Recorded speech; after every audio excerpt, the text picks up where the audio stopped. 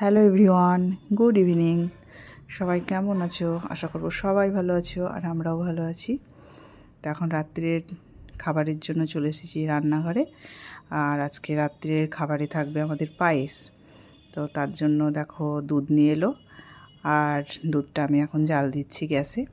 তো আজকে সকাল থেকে কোনো ভ্লগ ভিডিও কিছুই করা হয়নি, আর একটু ব্যস্ত ছিলাম তার জন্য।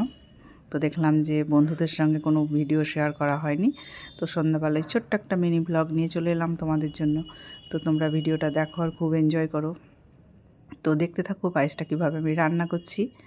তো শীতের কিন্তু একটা খুব জনপ্রিয় খাবার খেজুর গুড়ের পায়েস, আমাদের বাড়ির তো সবাই পছন্দ করে। তো তার জন্যই এটা বেশি রান্না করি আমি। তো শুরু হলো খেজুর গুড়ের পায়েস। এর আগের দিনও করেছিলাম, তো তোমাদের সঙ্গে শেয়ার করিনি। তো আজকের ভিডিওটা তোমাদের সঙ্গে শেয়ার করছি। তো দেখো আমি দুধ তো বসিয়ে দিলাম।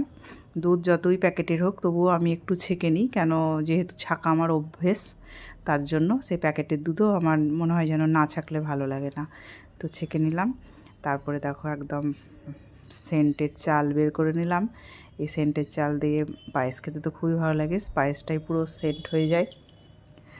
তো চালটা ভালো করে পরিষ্কার করে জল দিয়ে বেশ কয়েকবার ধুয়ে তার সঙ্গে কয়েকটি তেজপাতাও দিয়ে দিলাম।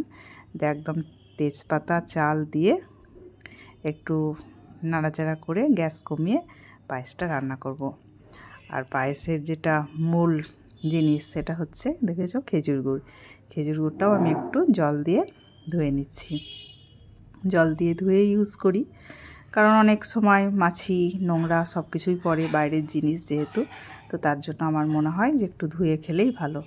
তো তার জন্য বুঝতেই পারছো যতটা মানে পরিষ্কার পরিচ্ছন্নভাবে খাওয়া যায় আর কি। তো একটু ধুয়ে নিলাম।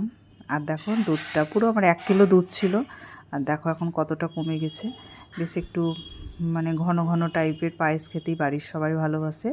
আর দেখো এবার খেজুর গুড়ের জন্য আস্তে আস্তে কালারটা লাল হয়ে আসছে। গুড় আর একটু দিলে ভালো হতো, যেহেতু আমাদের বাড়ির সবাই একটু মিষ্টি কম খায়, তার জন্যই অল্প